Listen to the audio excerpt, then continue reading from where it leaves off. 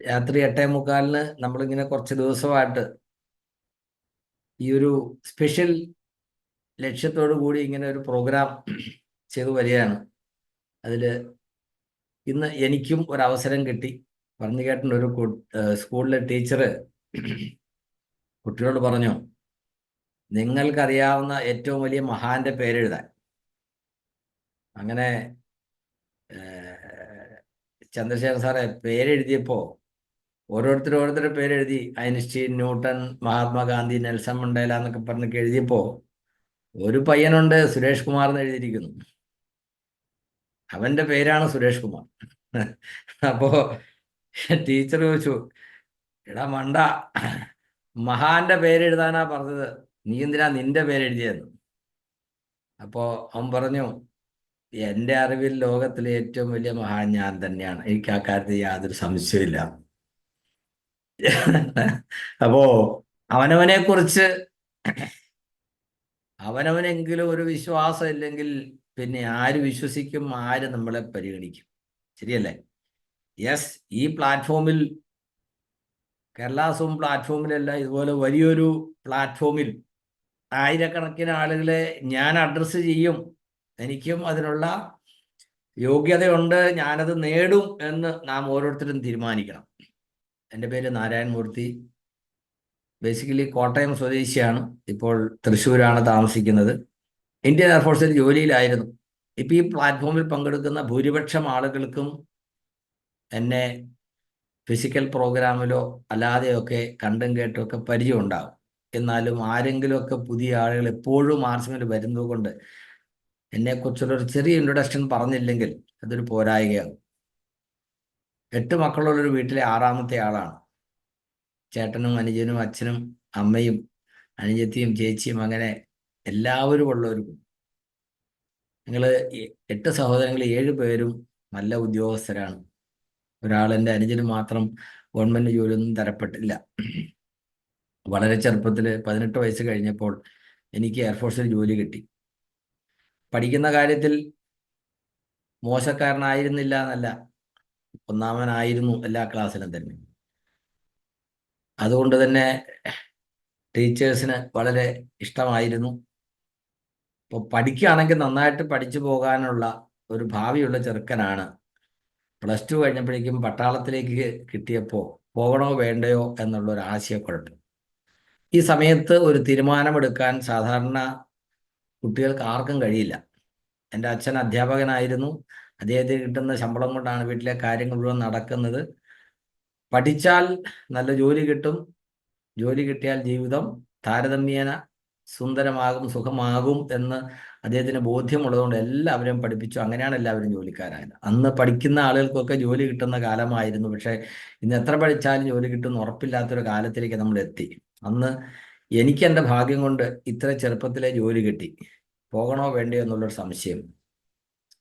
വിനോദ് സാറേ, ഈ സംശയം വരുമ്പോൾ നമ്മൾ ആരോട് അഭിപ്രായം ചോദിക്കുക? അച്ഛനോടല്ലേ ചോദിക്കാൻ പറ്റുള്ളൂ. അച്ഛൻ പറഞ്ഞു, നിന്റെ ഇഷ്ടം. കാരണം ഇതിൽ ഞാനോ അഭിപ്രായം പറയില്ല. കാരണം നന്നായിട്ട് പഠിക്കുന്ന നീ ഈ 10ാം ക്ലാസ്സിന്റെ യോഗ്യതയിൽ കിട്ടിയൊരു ജോലിയായിട്ട് പട്ടാളത്തിൽ പോകുന്നു. അവിടെ പോയി നിനക്ക് കുറച്ച് പ്രയാസങ്ങളൊക്കെ ഉണ്ടായിക്കഴിഞ്ഞാൽ അപ്പോൾ പറയും, അച്ഛനൊരു ജോലി കിട്ടപ്പോൾ എൻ്റെ ശമ്പളം വാങ്ങിച്ചെടുക്കാൻ വേണ്ടി എന്നെ അങ്ങോട്ട് പറഞ്ഞു വിട്ടു, ഞാൻ കുറച്ചു കാലം കൂടെ പഠിച്ചെങ്കിൽ നല്ലൊരു നിലയിൽ എത്തിപ്പോയേനെ എന്ന് പറയും. ഇനി നീ പോകേണ്ട പോലെ പഠിച്ചോ, നല്ല ജോലി കിട്ടും എന്ന് പറഞ്ഞ് ഗതികേടിന് നിനക്ക് നല്ല ജോലി കിട്ടിയില്ല പറയും, അന്ന് എനിക്ക് വളരെ ചെറുപ്പത്തിലെ ഒരു ജോലി കിട്ടിയത്, ആ സമയത്ത് അച്ഛൻ അത് തട്ടിക്കളഞ്ഞു അല്ലേ, അതുകൊണ്ട് തീരുമാനം നിനക്ക് വിട്ടിരിക്കുന്നു പറഞ്ഞു. ശരിക്കും അന്ന് യെസ് എടുത്ത തീരുമാനമാണ് ഇന്ന് ആർസിഎമ്മിൽ എത്താൻ ഇടയാക്കിയത്. കാരണം എയർഫോഴ്സിൽ വന്നപ്പോൾ എനിക്ക് മനസ്സിലായി, എന്നെ സംബന്ധിച്ച് എനിക്ക് കിട്ടാവുന്ന ഏറ്റവും വലിയൊരു അവസരമാണിത്. അതുകൊണ്ട് തന്നെ എയർഫോഴ്സിൻ്റെ സർവീസ് അങ്ങേയറ്റം വരെ, ഗവൺമെൻറ് അനുവദിക്കുന്ന അങ്ങേയറ്റം വരെ ചെയ്യാനുള്ള തീരുമാനത്തിലായിരുന്നു ഞാൻ. സർവീസിൽ ഞാൻ കണ്ടവരും പരിചയപ്പെട്ടവരുമായിട്ടുള്ള മുഴുവൻ ആളോടും ഞാൻ പറഞ്ഞത്, നമ്മളെപ്പോലുള്ള ആളുകൾ, പ്രത്യേകിച്ച് കേരളത്തിൽ നിന്നുള്ള ആളുകളെ സംബന്ധിച്ച് ഇത് വലിയൊരു അവസരമാണ്. ഒരു കാരണവശാലും ഈ ജോലി പാതി വഴിയിൽ വെച്ച് പോകരുത്. കാരണം നമുക്ക് ഡിഫൻസിൽ ഒരു കോൺട്രാക്റ്റാണ്, ആദ്യത്തെ ഇത്ര വർഷം ബോണ്ടാണ്, കോൺട്രാക്റ്റ് അല്ല ബോണ്ട്. അത് കഴിഞ്ഞ് വേണമെങ്കിൽ നമുക്ക് എക്സ്റ്റെൻഡ് ചെയ്യാം, നമ്മുടെ സർവീസ് ട്രാക്ക് ഓക്കെ ആണെങ്കിൽ. അതല്ലെങ്കിൽ നമുക്ക് സ്വന്തം ഇഷ്ടപ്രകാരം പിരിഞ്ഞു വരാം. അപ്പോൾ ഞാൻ അങ്ങേയറ്റം വരെ തുടരാനാണ് തീരുമാനിച്ചിരുന്നത്. എന്നോടൊപ്പം സർവ് ചെയ്ത ആളുകളോടൊക്കെ ഞാൻ പറയുന്നത് ഒരു കാരണവശാലും വിട്ടു പോകരുതെന്ന്. എന്നാൽ 2005 നമ്മുടെയൊക്കെ ഗ്രേറ്റ് അപ്ലൈൻ ഗോപകുമാർ സാർ, അദ്ദേഹം എന്നോട് ആർസിഎമ്മിൻ്റെ കുറച്ച് രഹസ്യങ്ങൾ പറഞ്ഞു തന്നു. അദ്ദേഹവും ഞാനും ഒന്നിച്ച് സർവീസിലുണ്ടായിരുന്നു എന്നുള്ളത് കൊണ്ടാണ് അദ്ദേഹം എന്നോട് ഇതൊരു നല്ല കാര്യമാണെന്ന് തോന്നിയിട്ട് എന്നോട് പറഞ്ഞത്. പക്ഷേ എൻ്റെ അറിവിൽ നേരായ വരുമാനത്തിലുള്ള 3 മാർഗങ്ങളെ എനിക്കറിയാമായിരുന്നുള്ളൂ: ജോലി, കൃഷി, ബിസിനസ്. നാലാമതൊരു വരുമാനം നേരായ മാർഗത്തിൽ കിട്ടുമെന്ന് എനിക്കറിയില്ലായിരുന്നു. വിദ്യാഭ്യാസമുള്ള ആളുകൾക്ക് കാര്യം പറഞ്ഞാൽ മനസ്സിലാകും, ശരിയാണ്. എന്നാൽ ആ വിദ്യാഭ്യാസം നമ്മുടെ വളർച്ചയ്ക്ക് വലിയൊരു തടസ്സമാണ്. എനിക്കെല്ലാം അറിയാം, ശരിയല്ലേ? നാലാമതൊരു സംഗതി എനിക്കറിയത്തില്ലാത്തതുകൊണ്ട് അങ്ങനെ ഇല്ല എന്നാണ് ഞാൻ പറഞ്ഞത്. ഞാൻ മാത്രമല്ല, ഭൂരിപക്ഷം ആളുകൾ ഇപ്പോഴും അങ്ങനെയാണ് പറയുന്നത്. നമ്മൾ പറയുന്നവരും നമ്മളും ആളുകൾ പറഞ്ഞിട്ടുണ്ടാവും. ഞാനും പറഞ്ഞു, ഈ പരിപാടിയൊന്നും പറ്റില്ല സാർ, ഇത് ആവശ്യമില്ല. അദ്ദേഹം ഒത്തിരി എന്നെ കൺവിൻസ് ചെയ്യാൻ ശ്രമിച്ചു. നിവൃത്തികേട് കൊണ്ട് അദ്ദേഹത്തിൻ്റെ നിർബന്ധത്തിന് വിധേയനായി ഞാനൊരു മെമ്പർഷിപ്പ് എടുക്കുകയാണ് ചെയ്തത് 2005. ഞാൻ പല സന്ദർഭങ്ങളിലും പറഞ്ഞിട്ടുണ്ട്, പക്ഷേ ആദ്യം കേൾക്കുന്ന ആരെങ്കിലും ഇവിടെ കാണും. 1500 രൂപ കൊടുത്ത് 3 പാൻറ്റിൻ്റെയും 3 ഷർട്ടിൻ്റെയും തുണി നിർബന്ധപൂർവ്വം വാങ്ങിച്ചുകൊണ്ടാണ് അന്ന് ഞാൻ ആർസിഎമ്മിൽ മെമ്പർഷിപ്പ് എടുത്തത്. അന്ന് എനിക്കത് ആവശ്യമുണ്ടായിരുന്നില്ല, ഉപയോഗിക്കാം, പക്ഷേ എനിക്ക് ആവശ്യമുണ്ടായിരുന്നില്ല. അത് തയ്ക്കണമെങ്കിൽ ഒരു 600 രൂപ വേണം. അത്രയും കൂടെ പൈസ അന്ന് എനിക്ക് കിട്ടുന്ന ശമ്പളത്തിൽ നിന്ന് ഒരു മാസം മാറ്റി വെക്കാനുള്ള സൗകര്യം എനിക്കുണ്ടായിരുന്നില്ല. അതുകൊണ്ട് ഞാൻ ഒഴിവാക്കാൻ ശ്രമിച്ചു. നിർബന്ധപൂർവ്വം തന്ന കിറ്റ് വാങ്ങിച്ച് കട്ടിലിനടിയിൽ വെച്ചതല്ലാതെ ഞാൻ തുറന്നു പോലും നോക്കിയിട്ടില്ല. പക്ഷേ വല്ലപ്പോഴും ഒക്കെ അദ്ദേഹം തരുന്ന ഉൽപ്പന്നങ്ങൾ വാങ്ങിച്ചിരുന്നു. ഞാനൊരു പി യു സിയിൽ പോയില്ല. അന്ന് പി യു സി ഒക്കെ വളരെ ചുരുക്കമാണ്. ബാംഗ്ലൂർ എവിടെയോ ഒരു പി യു സി ഉണ്ട്, ഞാൻ പോയിട്ടേ ഇല്ല കാണാൻ. എൻ്റെ വീട്ടിൽ കൊണ്ടുവന്ന് കിറ്റ് തന്ന് ഞാൻ ജോയിൻ ചെയ്തു. എനിക്ക് അദ്ദേഹം കാണുമ്പോൾ വല്ലപ്പോഴും പ്രൊഡക്റ്റ് തന്നിരുന്നു. സുഹൃത്തുക്കളെ, 6 മാസം കഴിഞ്ഞപ്പോൾ എനിക്കൊരു ചെക്കായിട്ടൊരു വരുമാനം വന്നു, 834 രൂപ ഫസ്റ്റ് ഇൻകം. ഞാൻ അത്ഭുതപ്പെട്ടു. കാരണം ജോയിനിങ് കിറ്റിന് ശേഷം അത്രയും രൂപയുടെ സാധനം പോലും ഞാൻ വാങ്ങിച്ചിട്ടുണ്ടോ എന്ന് എനിക്ക് സംശയമാണ്. കൃത്യമായിട്ട് അദ്ദേഹം എനിക്ക് തന്ന സാധനങ്ങൾ വാങ്ങിച്ച ഷോപ്പിൽ കൊണ്ടുപോയി ബില്ലടിപ്പിച്ചിരുന്നു. അതുകൊണ്ടാണ് എനിക്ക് കമ്മീഷൻ കിട്ടിയത്. ഞാനിത് പറയുമ്പോൾ ഓർക്കണം, ഇന്ന് പല ആളുകളും ഇതിനകത്ത് ചെറിയ വെള്ളം ചേർക്കൽ പരിപാടി ചെയ്യുന്നു ഇപ്പോഴും ഉണ്ടല്ലേ. കൊടുത്ത സാധനം ബില്ലടിക്കാതിരിക്കാൻ, ബില്ലടിച്ചത് കൊടുക്കാതിരിക്കുകയൊക്കെ ചെയ്യുന്ന പരിപാടിയുണ്ട്. അദ്ദേഹം അങ്ങനെ ചെയ്തതുകൊണ്ട് എനിക്ക് ആ വരുമാനം കിട്ടിയപ്പോൾ എനിക്ക് ഒരു ഒരു ആകാംക്ഷയുണ്ടായി, ഇതെങ്ങനെയാണ് വരുന്നതെന്ന് അറിയാം. നേരായ വരുമാനം വരികയില്ലെന്ന് വിചാരിച്ചിരിക്കുന്ന എനിക്ക് കമ്പനിയുടെ അക്കൗണ്ടിൽ നിന്ന് എൻ്റെ അക്കൗണ്ടിലേക്ക് കൊടുക്കാവുന്ന തരത്തിലൊരു ചെക്ക് വന്നപ്പോൾ അറിയാനുള്ള ഒരു ആകാംക്ഷയുണ്ടായി. ഞാൻ അദ്ദേഹത്തെ ചോദിച്ചു പറഞ്ഞു, സുഹൃത്തെ, എൻ്റെ വരുമാനം 5 അക്കം കഴിഞ്ഞു, പക്ഷേ എനിക്കത് വിശ്വസിക്കാൻ പ്രയാസമായി. അദ്ദേഹം പറഞ്ഞു, ഞാൻ കൊണ്ടുവന്ന് കാണിക്കാം. അന്ന് വരെ അദ്ദേഹത്തിന് കിട്ടിയ വരുമാനത്തിൻ്റെ ചെക്കിൻ്റെ കളർ സിറോക്സ് എന്നെ കൊണ്ടുവന്ന് കാണിച്ചു. അന്ന് ആർസിഎമ്മിൻ്റെ ഒരു പ്ലാൻ ബുക്ക് ഉണ്ടായിരുന്നു. ആ പ്ലാൻ ബുക്ക് ഓരോ പേജായിട്ട് കട്ട് ചെയ്ത് ഒരു ട്രാൻസ്പെറൻറ്റ് ഫയലിനകത്താക്കി വെച്ചിട്ടാണ് പ്ലാൻ പറഞ്ഞിരുന്നത്. അതിന് മുമ്പൊക്കെയും ഈ ഫയൽ കാണിക്കുമ്പോൾ തന്നെ ഞാൻ അത് മടക്കിക്കളയുമായിരുന്നു, എനിക്ക് കാണണ്ടെന്ന് പറയുമായിരുന്നു. പക്ഷെ ഇത് കണ്ടു കഴിയുമ്പോൾ ഞാൻ ചോദിച്ചു, ഇതെങ്ങനെയാണ് കിട്ടുന്നതെന്ന് പറഞ്ഞു തരാമോ? അദ്ദേഹം പറഞ്ഞു, ഇനി ഞാൻ പറഞ്ഞാൽ നിങ്ങൾക്ക് മനസ്സിലാവില്ല, ഇത് മനസ്സിലാകണമെങ്കിൽ മീറ്റിങ്ങിൽ പങ്കെടുക്കണം. നമ്മുടെ ഡയമണ്ട് ഡോക്ടർ സുരേന്ദ്രൻ സാർ പറയാറുണ്ട്, ഞാൻ ആർസിഎമ്മിനെ കുറിച്ച് ആദ്യം കേട്ടത് ഒരു ഹോം മീറ്റിങ്ങിലാണ്, അല്ലേ? അപ്പം മീറ്റിംഗ് ആണ് ആർസിഎമ്മിലെ ഓക്സിജൻ. എന്നോട് പറഞ്ഞു, നിങ്ങൾ പോയി ഒരു മീറ്റിംഗ് അറ്റൻഡ് ചെയ്യൂ. അടുത്ത മീറ്റിംഗ് എവിടെയാണെന്ന് ഞാൻ പറഞ്ഞു തരാം. എനിക്ക് മടിയായിരുന്നു സുഹൃത്തുക്കളെ. എയർഫോഴ്സിൽ ജോലിയുള്ള ഞാൻ എങ്ങനെയാണ് ഒരു മീറ്റിങ്ങിൽ പോവുക? എൻ്റെ താമസ സ്ഥലത്ത് നിന്ന് 10-25 കിലോമീറ്റർ ദൂരെ ഒരു സ്ഥലത്ത് ഒരു ഞായറാഴ്ച നടക്കുന്ന ഒരു മീറ്റിംഗ് ഞാൻ ആദ്യമായിട്ട് പോയി.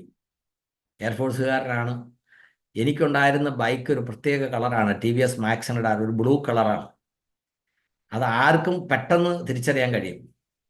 അതുകൊണ്ട് ആ മീറ്റിംഗ് ഹാളിൽ നിന്ന്, നാരായണ സാറേ, 500 മീറ്റർ ദൂരെ ഒരു മരത്തിൻ്റെ ചുവട്ടിൽ കൊണ്ടുപോയി ഒളിപ്പിച്ചു വെച്ചു എൻ്റെ ബൈക്ക്. എന്നിട്ട് നടന്നു വന്നു മീറ്റിംഗ് ഹാളിൽ വന്ന്, ചെറിയൊരു ഹാളാണ്, വളരെ കുറച്ച് ആളുകളെ മാത്രമേ പ്രതീക്ഷിച്ചിട്ടുള്ളൂ.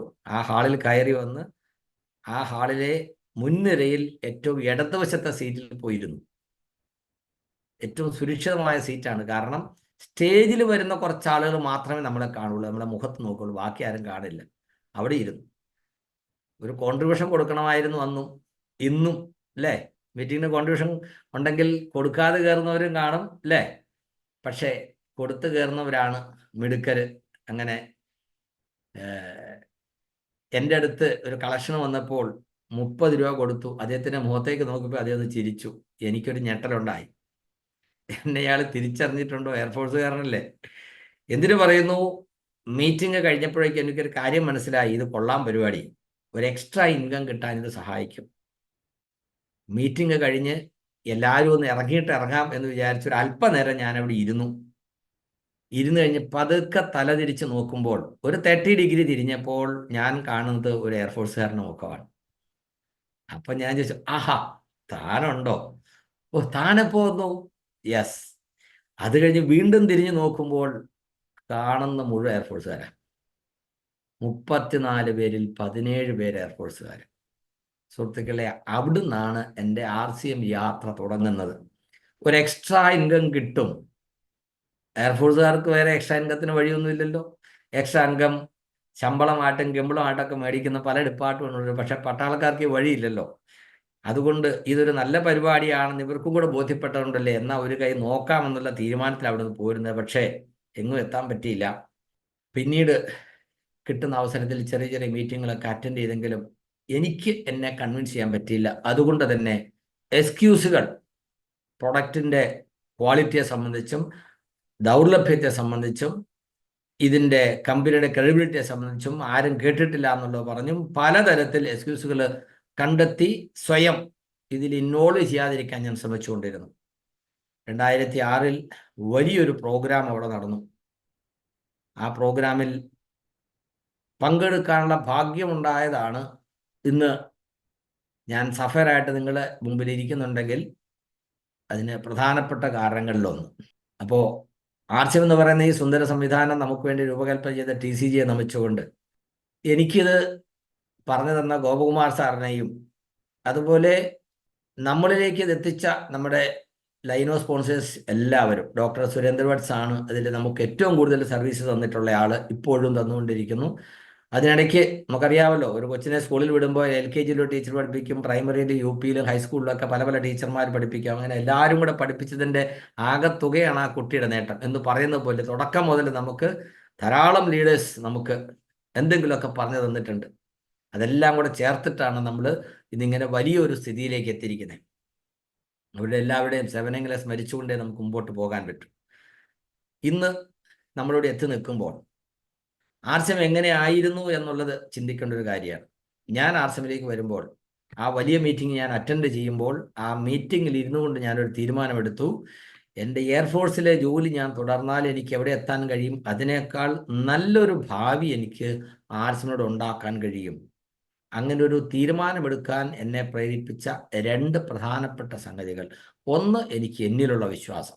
ഇപ്പോൾ വിനോദ് സാർ പറഞ്ഞില്ലേ, യെസ്, എനിക്ക് എന്നിലുള്ള വിശ്വാസം, എന്നെ കൊണ്ട് ചെയ്യാൻ കഴിയും, അത്ര ആളുകൾക്ക് ചെയ്യാൻ പറ്റുമെങ്കിൽ എനിക്കും ചെയ്യാൻ കഴിയുമെന്നുള്ള ആ ഒരു വിശ്വാസം.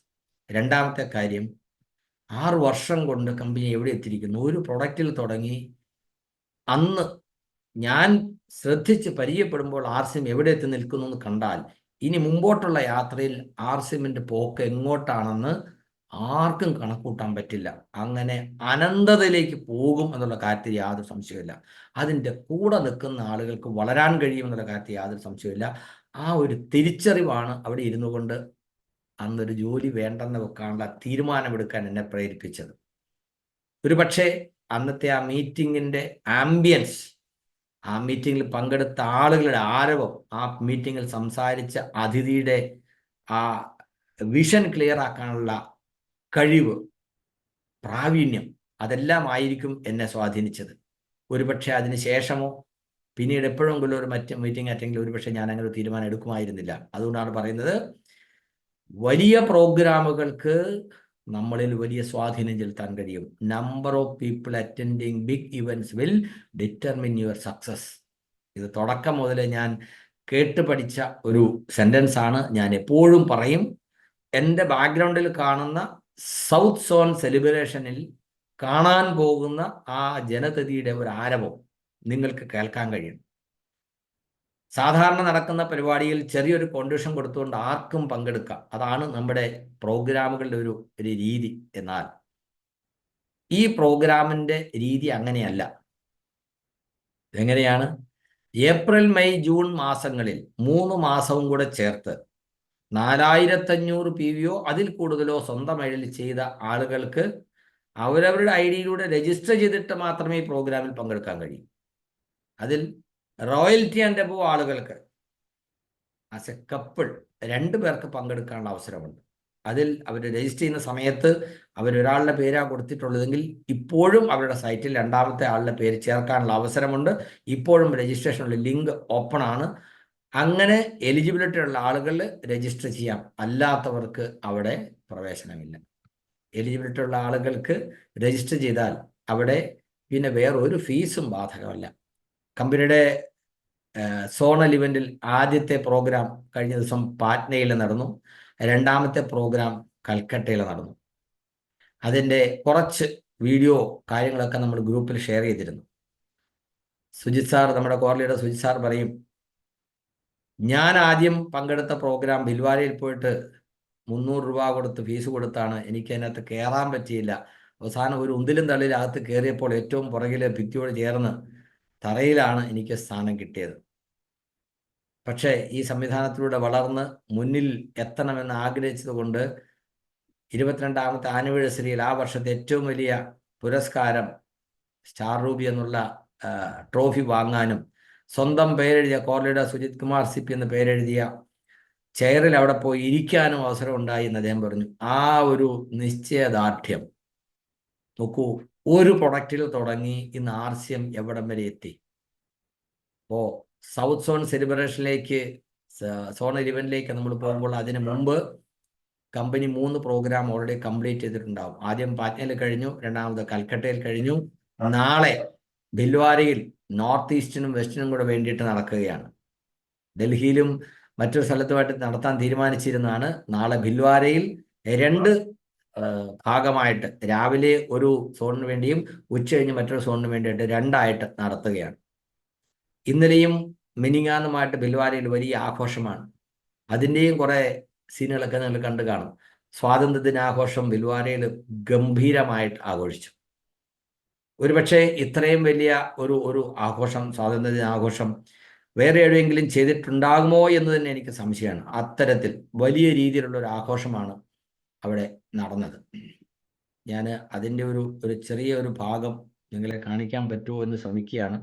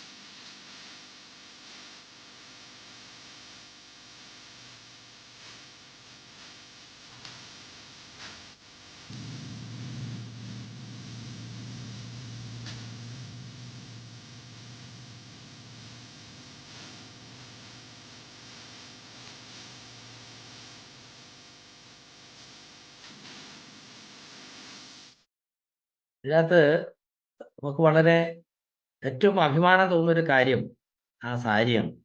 അത് കേരളത്തിൻ്റെ കോൺട്രിബ്യൂഷനാണ്.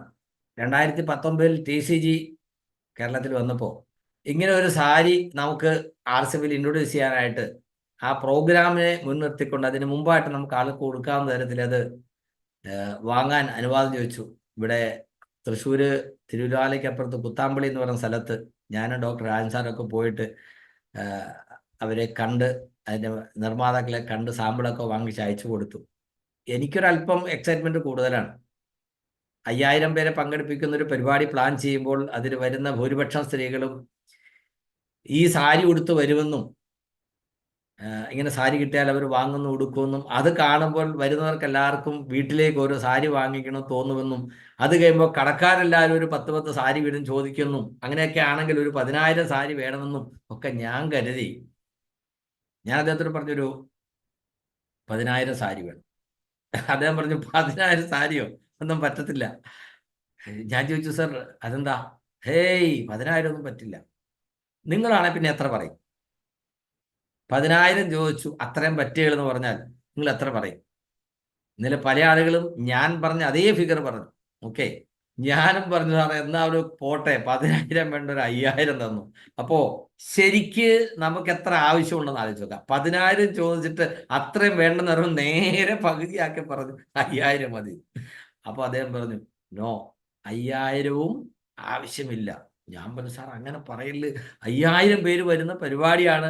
അതിൽ 2,000-3,000 പേര് ലേഡീസ് ആയിരിക്കും. അവർക്ക് എല്ലാവർക്കും ഈ സാരി വേണം. അതൊക്കെ നിങ്ങൾക്ക് തോന്നുന്നു അത്രയൊന്നും ഉണ്ടാവില്ല. 19 വർഷം RCM കണ്ട ആളല്ലേ TCG. നമ്മൾ നമ്മുടെ എക്സൈറ്റ്മെന്റ് പറയും ഇത് എവിടം വരെ ഉണ്ടെന്ന് അദ്ദേഹത്തിന് അറിയാം. അവസാനം പറഞ്ഞു, ഞാൻ പറഞ്ഞു സാർ ഒരു 4,000. അദ്ദേഹം പറഞ്ഞു 1,000 ആയിക്കോട്ടെ. അയ്യോ 1,000 കൊണ്ട് എങ്ങും ഒത്തുതരാം. നമ്മളൊരു കാര്യം ചെയ്യുക, മാക്സിമം 2,000. അങ്ങനെ 2,000 എങ്കിൽ 2,000. ഇപ്പൊ ഇത് കൊണ്ടുപോയി 2 മാസം കൊണ്ട് എല്ലാവരും മേടിച്ചുകൊണ്ട് പോയിക്കുമ്പോൾ സാറ് വീണ്ടും മേടിച്ച് തരുമെന്ന് വിചാരിച്ച് 2,000 സാരി ഓർഡർ കൊടുത്തു. രശ്മി മാഡം, അത് 3 വർഷം വേണ്ടി വന്ന് വിറ്റ് തീർക്കാൻ. കാരണം നമ്മൾ കാണുന്ന എക്സൈറ്റ്മെന്റ് നമ്മൾ ഓടിയിട്ട് തിരിഞ്ഞു നോക്കുമ്പോൾ നമ്മുടെ കൂടെ 5-6 പേര് പോലും ഉണ്ടാവില്ല. അങ്ങനെ ആവരുത്. എക്സൈറ്റ്മെന്റ് നമുക്ക് അങ്ങേയറ്റം വരെ നിലനിർത്താൻ പറ്റണം. ഈ പ്രോഗ്രാം കണ്ടപ്പോൾ അന്ന് നമ്മുടെ ആളുകൾ സ്വീകരിക്കാതിരുന്ന ഇന്നും നമ്മുടെ ആളുകൾ സ്വീകരിക്കാത്തതാണ് വടക്കേൻ്റെ മുഴുവൻ തരംഗമായിരിക്കുന്നത്. അവർക്ക് ആർക്കും ഈ സാരിയുടെ കഥ അറിയില്ല. ഇത് വാങ്ങി ഉപയോഗിക്കുന്ന ആളുകൾക്കും അറിയില്ല ഫൈസൽ സാറേ. പക്ഷെ ഇങ്ങനെ ഒരു കഥയുണ്ടെന്നുള്ള കാര്യം CRN മൂർത്തിക്കും അവരുമായിട്ട് ബന്ധപ്പെട്ട കുറച്ച് ലീഡേഴ്സിന് മാത്രമേ അറിയാം. അതിൻ്റെ തനതായ പേര് കുത്താമ്പുള്ളി സാരി എന്നായിരുന്നു. പക്ഷേ ഇപ്പോൾ RCM ലോഗോ സാരി എന്നായി. കുത്താമ്പുള്ളിയും കേരളവും അതിൽ നിന്ന് മാഞ്ഞുപോയി. പക്ഷെ സാരി തരംഗമായി. ഈ പ്രോഗ്രാമോടുകൂടി ഇന്ത്യയിൽ മുഴുവൻ ഈ സാരി തരംഗമാകും. അവിടെ മാത്രമല്ല, കുറച്ച് എന്തിനു പറയാം, ഇപ്പൊ നടന്ന സോണൽ പ്രോഗ്രാമിന്റെ ഇതും കൂടെ നിങ്ങളെ കാണിച്ചാലല്ലേ അതിൻ്റെ ഒരു എന്തിനു പറയുക എന്ത് ശരിയാവുള്ളൂ. ഒരു കുറച്ച് ഫോട്ടോസ് വീഡിയോസ് ഞാൻ കാണിക്കാം. കാരണം ഒരു പ്രോഗ്രാമിന്റെ ഇമ്പോർട്ടൻസ് എന്ന് പറയുന്നത് ഈസ് വെരി വെരി ഇമ്പോർട്ടൻറ്റ്. ഇന്ന് പ്രോഗ്രാമാണ്. 2 ദിവസത്തെ സ്പെഷ്യൽ വുമൺ എംപവർമെന്റ് പ്രോഗ്രാമിന്റെ ഭാഗമായി ഈസോളിന്റെ ഒരു special program. Just few seconds മാത്രമേ ഉള്ളൂ. നോക്കൂ, എന്തേരെ ആളാണ്. ആളുകൾ ശരിക്ക് ഇത് എൻജോയ് ചെയ്യാണ്. RCMന്റെ കൂടെയുള്ള യാത്ര ആളുകൾ എൻജോയ് ചെയ്യാണ്. അപ്പോൾ നമുക്ക് വരാൻ പോകുന്നത് അതുപോലെ ഒരു വലിയ സോണൽ പ്രോഗ്രാമാണ്. ഞാൻ പറഞ്ഞു RCM ഒരു പ്രൊഡക്റ്റിൽ തുടങ്ങി. ഞാൻ RCMലേക്ക് വരുമ്പോൾ നിത്യോപയോഗത്തിന് കഷ്ടിച്ച് 10-30 ഉൽപ്പന്നങ്ങൾ മാത്രം. ഇന്ന് RCM തരുന്ന ആ ഓപ്പർച്യൂണിറ്റി നമ്മളത് മനസ്സിലാക്കുക. ഞാൻ RCMൽ വരുമ്പോൾ, RCMലേക്ക് വരാൻ തീരുമാനമെടുക്കുമ്പോൾ RCMൽ ഹെൽത്ത് കാർഡ് ഇല്ല. ഹെൽത്ത് കാർഡ് ഉപയോഗിക്കുന്നവർ എത്ര പേരുണ്ട്? ദിവസവും രാവിലെ ഓരോ സ്പൂൺ ഹെൽത്ത് കാർഡ് കഴിക്കുന്നവർ എത്ര പേരുണ്ട്? എനിക്കറിയാം ഒത്തിരി പേര് കഴിക്കുന്നുണ്ടെന്ന്. ഒന്നെങ്കിൽ നിങ്ങൾ യെസ് അടിക്കൂ, അല്ലെ ഹാൻഡ് റൈസ് ചെയ്യൂ. കാരണം ഇത് കഴിക്കാവോ എന്ന് ചോദിക്കുന്ന ആളുകളുണ്ട്. ഇത് കേട്ടിട്ട് ഇത്രയും കാലമായിട്ട് ഷെനോ സാറെ കഴിക്കാത്ത ആളുകളുണ്ട്. അവർ കാണണം ഇത്. അതിനുവേണ്ടി അത് ചോദിക്കുന്നത്. എനിക്കറിയാം ഇത് നിങ്ങൾ ഭൂരിപക്ഷം ആളുകളും കഴിക്കുന്നവരാണ്. ഇത് കഴിച്ചാൽ എന്തു ഗുണം? ഹെൽത്ത് കാർഡ് കഴിച്ചാൽ, ഞാൻ പറയുന്നു, ഒരിക്കലും നമ്മൾ RCMലെ തവിടെണ്ണ എന്ന് പറയരുത്. അങ്ങനെ പറഞ്ഞ് അതിൻ്റെ ശോഭ കെടുത്തരുത്. ഹെൽത്ത് കാർഡ് ഉപയോഗിച്ച് ഹെൽത്ത് കാർഡ് കഴിച്ച് അതുകൊണ്ട് ആരോഗ്യം മെച്ചപ്പെട്ടതിൻ്റെ അടിസ്ഥാനത്തിൽ മാത്രം കേരളത്തിൽ ആർസെമ്മിൻ്റെ ഔട്ട്ലെറ്റ് തുടങ്ങിയ ധാരാളം പേരുണ്ട്. ഒന്നും രണ്ടുമല്ല, ഇഷ്ടം പോലെ ആളുകളുണ്ട്. ഇപ്പോൾ നമ്മളിപ്പോൾ 620 പേരുണ്ട്. ഈ പ്ലാറ്റ്ഫോമിൽ 1000 പേർക്ക് പങ്കെടുക്കാം. നമ്മൾ ആളുകളെ വിളിച്ചു പറഞ്ഞിരുന്നെങ്കിൽ 1000 പേര് വരുമായിരുന്നു. സാധാരണ നമ്മൾ ഇതിനൊരു യൂട്യൂബ് ലിങ്ക് കൊടുക്കാറുണ്ട്. ഇന്നത് കൊടുക്കാൻ പറ്റിയിട്ടില്ല, പക്ഷേ നമ്മൾ റെക്കോർഡ് ചെയ്യുന്നുണ്ട്. നാളെ ഇത് യൂട്യൂബിൽ വരും. ഈ പ്രോഗ്രാം കാണുന്ന ആളുകൾ നിങ്ങളുടെ ടീമിലുള്ളവർക്ക് ഇത് പറഞ്ഞു കൊടുക്കണം. കാരണം ആർസിഎമ്മിൻ്റെ പശ്ചാത്തലം എന്താണെന്ന് അറിയുമ്പോഴാണ് ഇപ്പോഴത്തെ വർത്തമാനത്തിൻ്റെ മഹത്വം മനസ്സിലാകുക. ഇത് രണ്ടും അറിയുമ്പോഴാണ് നമുക്ക് ഭാവിയെക്കുറിച്ച് എന്തെങ്കിലും കാണാൻ കഴിയുക. അതുകൊണ്ടാണ് 6 വർഷത്തെ ആർസിഎമ്മിൻ്റെ വളർച്ച അവിടെ വന്നയാൾ എക്സ്പ്ലെയിൻ ചെയ്തപ്പോൾ ഇത് എങ്ങോട്ട് പോകുന്നു എന്ന് എനിക്ക് മനസ്സിലായത് കൊണ്ടാണ് എയർഫോഴ്സിൽ ജോലി വേണ്ടെന്ന് വെച്ച് ആർസിഎം ഏറ്റെടുക്കാൻ എനിക്ക് ധൈര്യം കിട്ടിയത്. അത് നമുക്ക് കാണിച്ചു കൊടുക്കാൻ പറ്റണം. നമുക്ക് ശേഷം ആർസിഎമ്മിൽ വന്ന നമ്മുടെ കൂടെ വന്ന എല്ലാവരും അവർ ആർസിഎമ്മിനെ കുറിച്ച് എത്ര കൂടുതൽ മനസ്സിലാക്കുന്നുവോ, എത്ര കൂടുതൽ ഉൾക്കൊള്ളുന്നുവോ, അത്രയും ഫാസ്റ്റായിട്ട് നമ്മുടെ ബിസിനസ് വളരും. ബിസിനസ് വളരും എന്ന് പറയുമ്പോൾ വരുമാനം കിട്ടുക എന്നുള്ളതല്ല അതിൻ്റെ ആത്യന്തികമായ ലക്ഷ്യം. അത് വന്നോളൂ, അതതിൻ്റെ സ്വഭാവമാണ്. Money is the by product of RCM. അതാണ് TCG പറഞ്ഞത്. Money is the by product of RCM. അദ്ദേഹം പറഞ്ഞു, നിങ്ങളാണ് ഇതിൻ്റെ ഉടമ. മേ മാലിക്കവും എന്ന് അദ്ദേഹം അവിടെ എഴുതി വെച്ചു. ഇപ്പം നമ്മൾ കണ്ട ആ പ്രോഗ്രാമിൻ്റെ ബാക്ക്ഗ്രൗണ്ടിൽ കാണുന്ന ആ വലിയ ഭിത്തിയിൽ വളരെ മനോഹരമായിട്ട് അദ്ദേഹം എഴുതി വെച്ചു, മേ മാലിക്കവും. ഇന്നലെ കോഴിക്കോട് ഒരു പ്രോഗ്രാം ഉണ്ടായിരുന്നു, PUC honours and star and leaders, ഒരു സ്പെഷ്യൽ പ്രോഗ്രാം, ഒരു ട്രീറ്റ് എന്ന് വേണമെങ്കിൽ പറയാം. അവിടെ ചെന്നപ്പോൾ നമ്മുടെ സ്റ്റാർപ്പേൾ മജീദ് സാർ വന്നിട്ടുണ്ടായിരുന്നു. നമ്മുടെ പ്രതീക്ഷ RCM PUC എന്ന പേരിൽ എടപ്പാളിൽ ഒരു വണ്ടർവേളി ക്യൂക്ക് ഇന്ന് അദ്ദേഹം നടത്തിക്കൊണ്ടിരിക്കുകയാണ്. അദ്ദേഹം ഒരു മെഡിക്കൽ സ്റ്റോർ നടത്തിയിരുന്ന ആളാണ്. മെഡിക്കൽ സ്റ്റോറൊക്കെ വേണമെന്ന് വെച്ചാൽ ഫുൾ ടൈമായിട്ട് RCM ചെയ്യുന്നു. ഞാൻ അദ്ദേഹത്തെ കണ്ടപ്പോൾ JRCM മുതലാളി എന്ന് പറഞ്ഞു. മുതലാളി എന്ന് പറഞ്ഞപ്പോൾ നിർമ്മൽ ടീച്ചറെ പുള്ളി പെട്ടെന്ന് തിരിഞ്ഞ് ഇടത്തോട്ട് വലത്തോട്ട് നോക്കിയിട്ട്, ഈ മുതലാളി എന്ന് എന്നെ വിളിച്ചത് എന്താ? ഞാൻ ചോദിച്ചു, ആർസിഎമ്മിന്റെ ഉടമസ്ഥരല്ലേ നമ്മള്, പിന്നെ നിങ്ങളെ മുതലാളി എന്നല്ല, എങ്ങനെയാണെങ്കിൽ ഇത്രയും വലിയ കമ്പനിയുടെ ഉടമയായ നിങ്ങളെ മുതലാളി എന്നല്ലേ വിളിക്കേണ്ടത്? ശരിയാണ്, അത് ശരിയാണ്. നമുക്ക് തന്നെ ഒരു സംശയമാണ്, ഞാൻ മുതലാളിയാണോ, ഞാനാണോ ഇതിന്റെ ഉടമ? 100% നമ്മൾ തന്നെയാണ് ഇതിന്റെ ഉടമ. അതെങ്ങനെ അറിയും? ഇന്നും ഇന്നലെ ആർസിഎമ്മിൽ വന്ന ആൾക്ക് അത് അറിയാൻ പ്രയാസമാണ്. അതാ പറഞ്ഞത്, ഇതിന്റെ പാസ്റ്റ്, ഭൂതകാലം എന്താണെന്ന് അറിയണം, വർത്തമാനം എന്താണെന്ന് അറിയണം. അപ്പോഴാണ് നമ്മൾ എങ്ങോട്ടാണ് പോകുന്നത് നമുക്ക് മനസ്സിലാൻ പറ്റുക. ഞാൻ പറഞ്ഞു, 1500 രൂപ കൊടുത്ത് 3 പാൻറ്റിൻ്റെയും ഷർട്ടിൻ്റെയും തുണി വാങ്ങിച്ചാണ് ഞാൻ ആർസിഎമ്മിൽ ജോയിൻ ചെയ്തത്. ഇന്ന് ജോയിൻ ചെയ്യാൻ എത്ര രൂപയുടെ സാധനം മേടിക്കണം? അറിയാവുന്നവർ വേഗം ചാറ്റ് ബോക്സിൽ എഴുതും. കുറെ പേര് വീഡിയോ ഓൺ ചെയ്തിട്ടുണ്ട്, ബാക്കിയുള്ളവർ വീഡിയോ ഇല്ലാതെ എഴുതും. കുഴപ്പമില്ല, നിങ്ങൾ വീഡിയോയിൽ വന്നാൽ നിങ്ങൾക്ക് ഗുണം. കാരണം കേൾക്കുന്നതും വായിക്കുന്നതും എഴുതുന്നതും തമ്മിലുള്ള വ്യത്യാസം. കേട്ടാൽ മനസ്സിലാകുന്നതിനേക്കാൾ 10 ഇരട്ടി മനസ്സിലാകും വായിച്ചാൽ. വായിച്ചാൽ മനസ്സിലാകുന്നതിനേക്കാൾ 10 ഇരട്ടി മനസ്സിലാകും എഴുതിയാൽ. ഒത്തിരി പേര് ഡയറിയും പേനായിട്ടിരിപ്പുണ്ട്, ഒത്തിരി പേര്. പക്ഷേ ഡയറിയും പേന കൈകൊണ്ട് തൊടാതെ ആർസിഎം മീറ്റിംഗിൽ വന്നു പോകുന്ന ആളുകൾ ഇഷ്ടം പോലെയുണ്ട്. അവർക്ക് നല്ല ബുദ്ധിയുള്ളവരായിരിക്കും, സംശയമില്ല. പക്ഷേ ഇത് മുഴുവൻ ഓർമ്മ വെക്കാൻ പറ്റുമെങ്കിൽ യെസ്. അപ്പോൾ ഞാൻ നോക്കുന്നത്, ചാറ്റ് ബോക്സിൽ കാണുന്നത് ഭൂരിപക്ഷം പേരും എഴുതുന്നത് 2000 രൂപ 2000 രൂപ.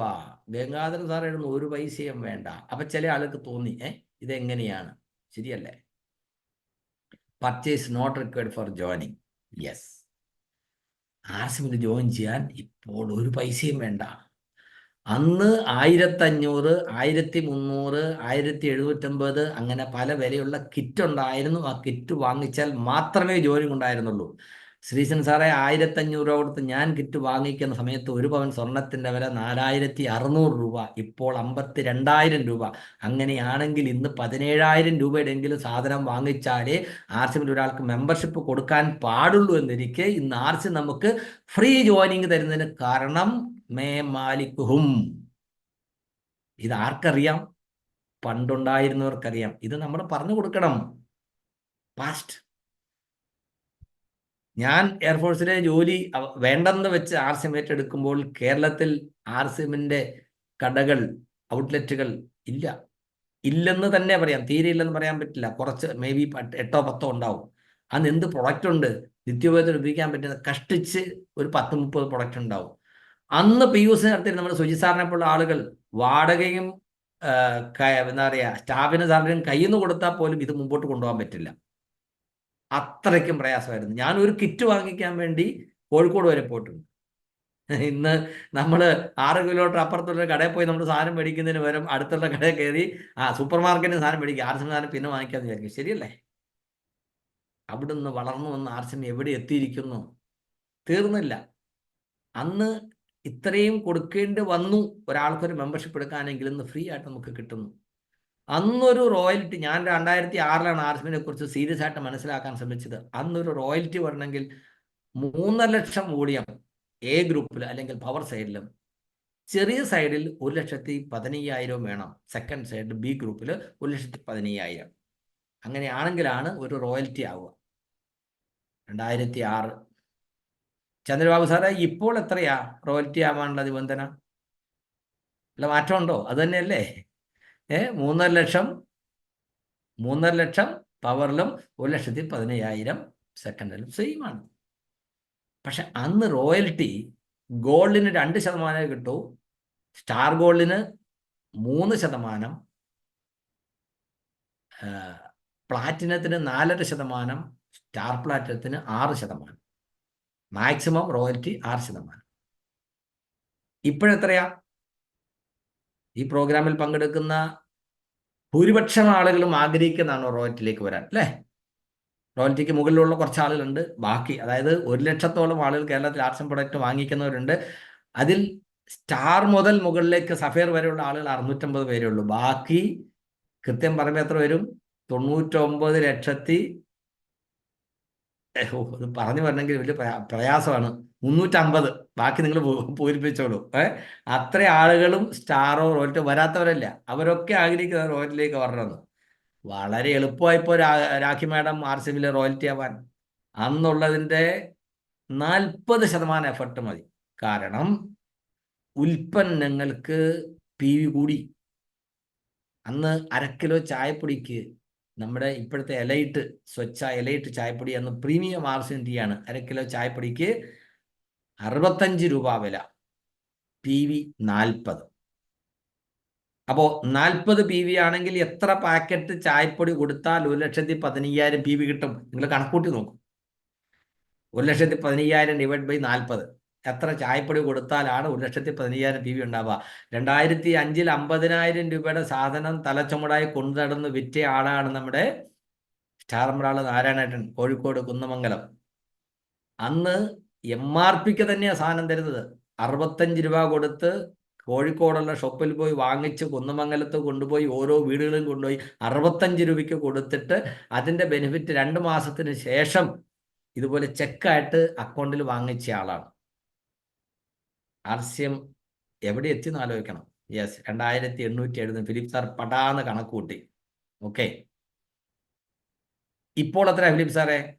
236 എന്ന് എനിക്ക് തോന്നുന്നു. DP കഴിഞ്ഞ ദിവസം അങ്ങനെയാണ്, ഇന്നലെ അങ്ങനെയാണ് പറഞ്ഞത്. അതിൻ്റെ PV 116 എന്നാണ് പറയുന്നത്.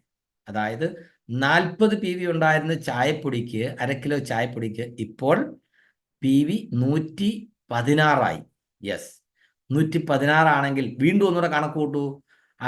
1,15,000 ഡിവൈഡ് ബൈ 116.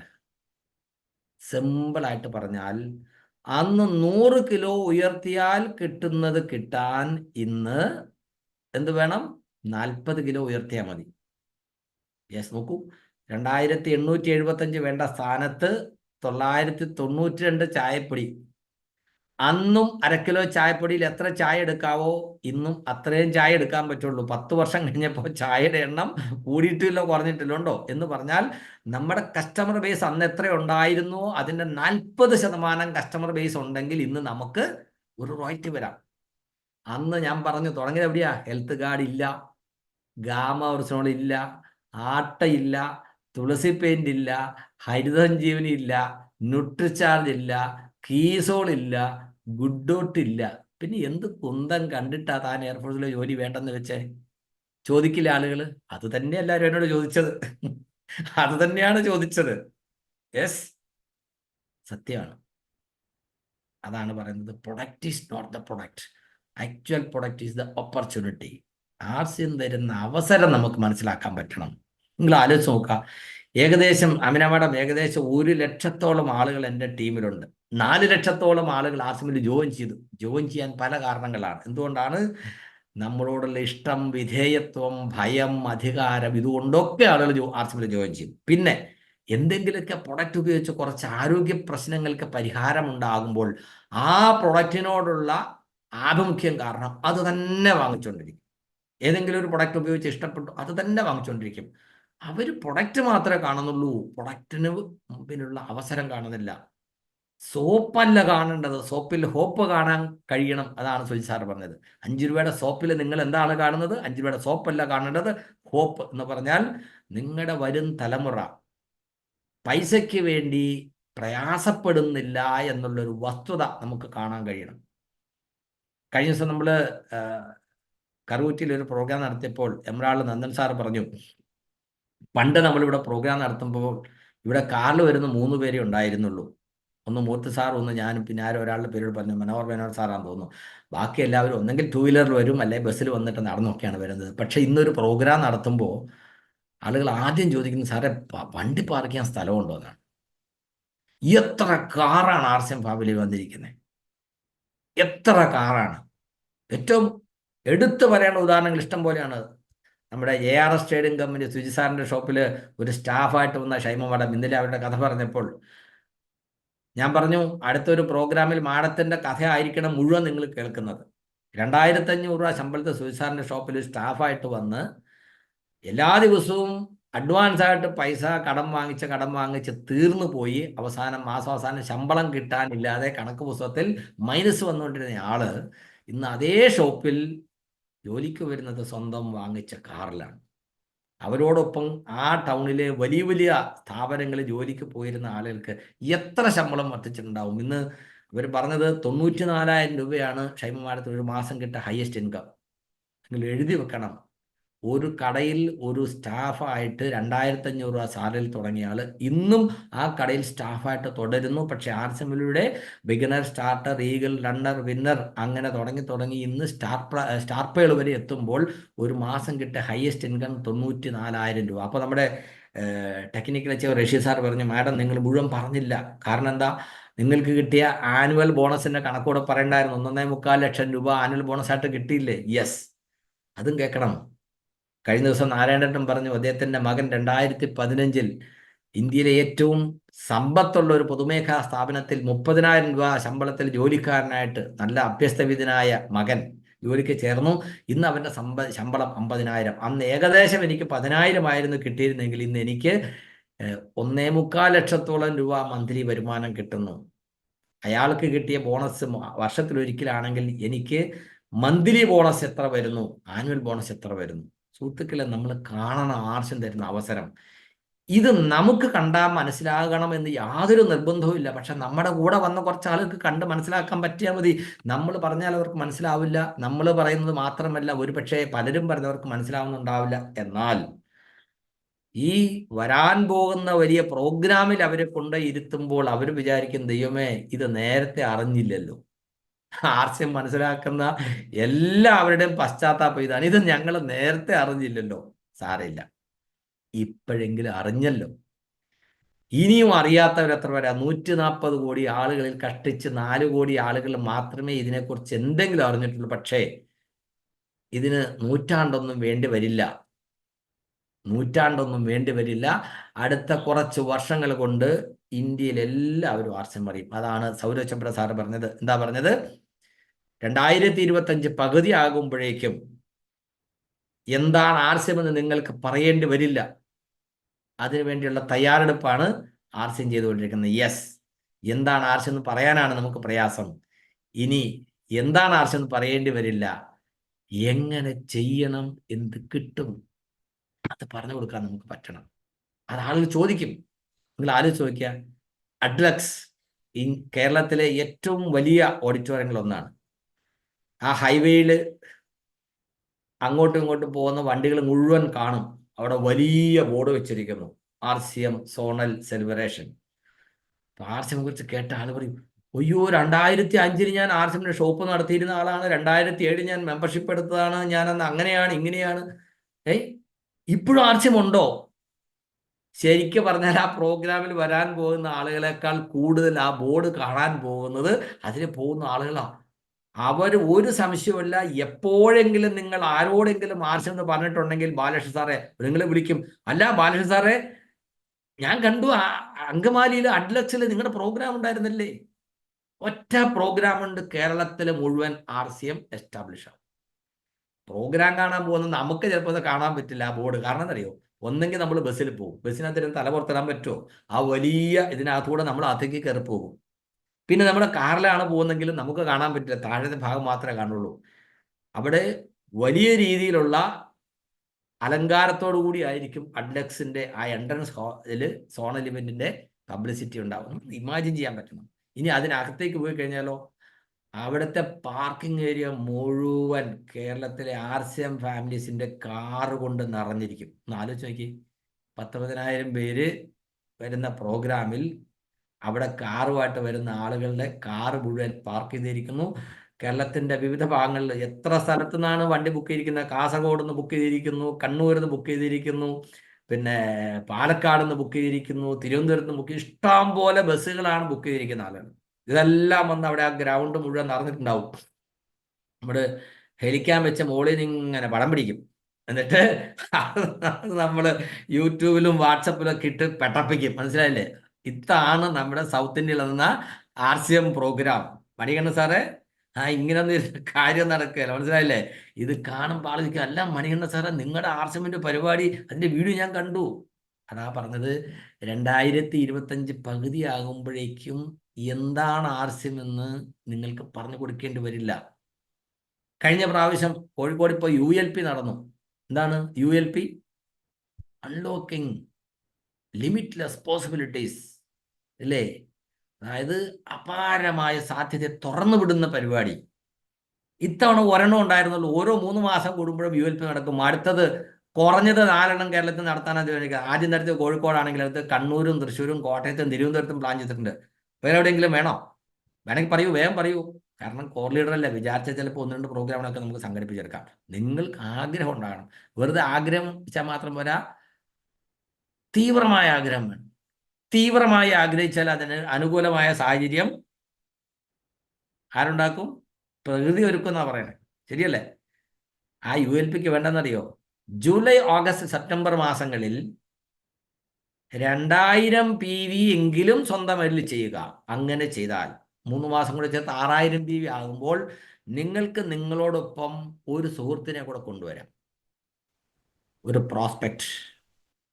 നിങ്ങളുടെ കൂടെ ജോയിൻ ചെയ്തിട്ട് വല്ലപ്പോഴും ഒരു ഹെൽത്ത് കാർഡ് ആട്ടയം മേടിക്കുന്നയാളെ കൊണ്ടുവരേണ്ട കാര്യമുണ്ടോ നിങ്ങൾക്ക്?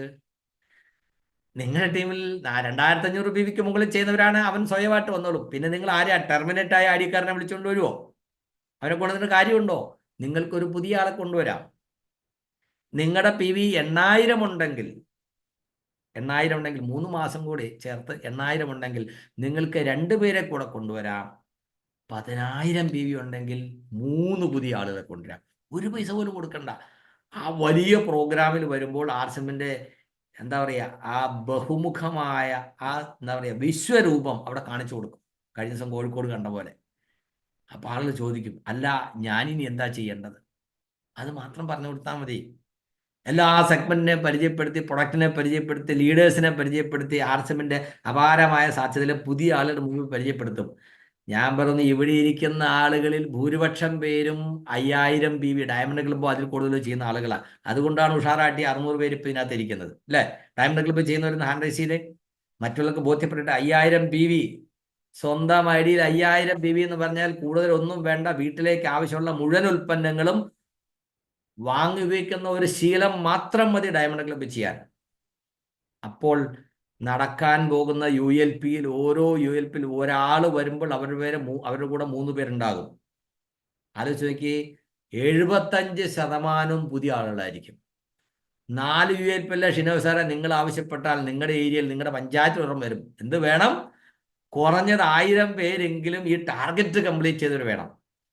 അയ്യോ സാറേ, ജൂലൈ മാസത്തിൽ ടാർഗറ്റ് തന്നത് ഞങ്ങൾ അറിഞ്ഞില്ല, ഇത് നേരത്തെ പറയണ്ടേ? ഞങ്ങൾ പറഞ്ഞതാ സുഹൃത്തുക്കളെ. ഞങ്ങൾ വാട്സപ്പിലൂടെ പറഞ്ഞു, പിന്നെ സൂം പ്രോഗ്രാമിലൂടെ പറഞ്ഞു. പല ആളുകളും കേട്ടില്ല. അതിനിപ്പോൾ എന്താ ചെയ്യാ? കേൾക്കാത്തവരോട് പറയാൻ. കുറച്ച് പേര് താമസിച്ച് എണീക്കുന്നവരാ, നമുക്കറിയാലോ. കറണ്ട് ബില്ല് അടയ്ക്കുന്ന എപ്പോഴാ? ഫ്യൂസ് ഊരാൻ ആള് വരുമ്പോഴല്ലേ നമ്മൾ കറണ്ട് ബില്ല് അടയ്ക്കുന്നത്, അല്ലേ? അപ്പൊ അതേപോലെ ഇത് ഞാൻ അറിഞ്ഞില്ല. അപ്പോ എന്ത് ചെയ്യണം?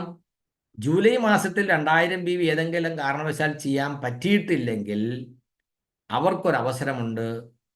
ഓഗസ്റ്റ് മാസത്തിൽ 2500 ചെയ്യുക, സെപ്റ്റംബർ മാസത്തിൽ 2500 ചെയ്യാം. അവർക്കും ഒരാളെ കൊണ്ടുവരാം. അതേപോലെ മൊത്തം PV 8000 10,000 കൊണ്ടുവന്നു കഴിഞ്ഞാൽ മുമ്പ് പറഞ്ഞ പോലെ തന്നെ. അപ്പം ജൂലൈ മാസം കഴിഞ്ഞുപോയി എന്ന് വിചാരിച്ച് വിഷമിക്കണ്ട. 2500 PV ചെയ്തുകൊണ്ട് 3 പേരുടെ പേര് ബുക്ക് ചെയ്യണോ? വേണ്ടി വരും. എല്ലാം ടെക്നോളജി നമ്മുടെ സൈറ്റിൽ പേര് കൊടുത്ത് തന്നെ കൊണ്ടുവരേണ്ടി വരും. ഓക്കെ. അപ്പോൾ ഈ അവസര ഗുണം കൊണ്ട് തീരുന്നില്ല. ആദ്യത്തെ ULP 1, രണ്ടാമത്തെ ULP 4 5, അടുത്ത ULP എത്ര ഉണ്ടാവും? ഓരോ 3 മാസം കൂടുമ്പോൾ ഉണ്ടാവും. ഞാൻ പറയുന്നു, കേരളത്തിൽ 100 ULP വരും. 100 ULP ഒരു മാസം 100 പ്രോഗ്രാം നടക്കും. പറഞ്ഞല്ലേ? ഇത്ര എക്സൈറ്റ്മെന്റ് കൂടുതലാട്ടോ. 100 പ്രോഗ്രാം നടക്കുമെങ്കിൽ സ്ഥലത്തിന്റെ പേര് ഞാൻ പറയാം എവിടെയൊക്കെ വരുമെന്ന്.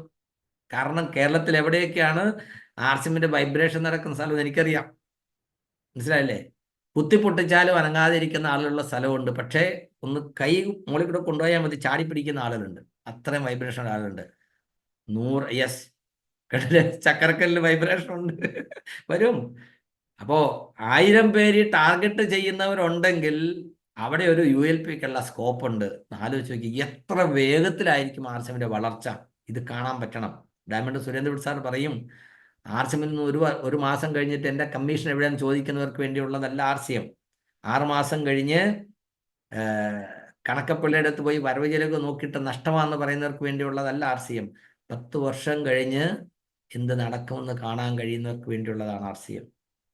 ഞാൻ പറഞ്ഞു, ഞാനോ ഇന്ന് കേരളത്തിലെ സീനിയർ ലീഡേഴ്സോ ആർസിമിനെ സീരിയസ് ആയി ഏറ്റെടുക്കുമ്പോൾ ആർസിമിൽ ഇന്ന് കാണുന്ന യാതൊരു സൗകര്യങ്ങളുണ്ടായിരുന്നില്ല. MRP DP ഡിഫറൻസ് അന്നുണ്ടായിരുന്നില്ല. കൺസിസ്റ്റൻസി ഓപ്പർച്യൂണിറ്റി അന്നുണ്ടായിരുന്നില്ല. പക്ഷെ എന്താണ് കൺസിസ്റ്റൻസി എന്ന് പറഞ്ഞു കൊടുക്കാൻ ആൾക്ക് അറിയില്ല. 6 മാസം തുടർച്ചയായി ഉൽപ്പന്നം വാങ്ങിച്ചാൽ 8ാമത്തെ മാസം ആ 6 മാസത്തെ പർച്ചേസിനെ ബേസ് ചെയ്തുകൊണ്ട് കുറഞ്ഞത് PVയുടെ 12% മുതൽ മുകളിലേക്ക് 5000 രൂപയുടെ വരെ സാധനം കിട്ടും. ധാരാളം വീടുകളിൽ ആളുകൾ ഒരു എക്സ്ട്രാ ഇൻകത്തിന് വേണ്ടി പല പരിപാടികളും ചെയ്യാറുണ്ട്. പ്രത്യേകിച്ച് വീട്ടമ്മമാർ ചെയ്യാറില്ലേ? തയ്യൽ, ബ്യൂട്ടി പാർലർ, ആട് വളർത്തൽ, കോഴി വളർത്തൽ, അല്ലേ? പിന്നെ അങ്ങനെയുള്ള ചെറിയ ചെറിയ പരിപാടികളൊക്കെ വീട്ടിലേക്ക് ഒരു എക്സ്ട്രാ ഇൻകത്തിന് വേണ്ടി. അങ്ങനെ ഒരു എക്സ്ട്രാ ഇൻകത്തിന് വേണ്ടി ആർസിമിൽ ചെയ്യാൻ പറ്റുന്ന ഒരു നല്ല പരിപാടിയുണ്ട്. എന്താണത്? ഡിസ്പ്ലേ വാൾ. ഇത് ശരിയായി പ്രയോജനപ്പെടുത്തുന്ന ഒത്തിരി ആളുണ്ട്. എൻ്റെ ടീമിൽ കേരളത്തിൽ 13,000 ഡിസ്പ്ലേ വാളുണ്ട്. 13,000. ഒന്ന് ആലോചിച്ച് നോക്കി. അത്രയും ആളുകളുടെ വീട്ടിൽ എക്സ്ട്രാ ഇൻകം വരുന്നു. അതുകൊണ്ടുള്ള ഗുണം എന്താണ്? ഞാൻ പറഞ്ഞു, കേൾക്കുന്നത് ഓർക്കുന്നതിനേക്കാൾ വായിക്കുന്നത് 10 ഇരട്ടി മനസ്സിലാകും. വായിക്കുന്നതിനേക്കാൾ എഴുതുന്നത് 10 ഇരട്ടി മനസ്സിലാക്കാൻ സഹായിക്കും. എഴുതിക്കോളൂ.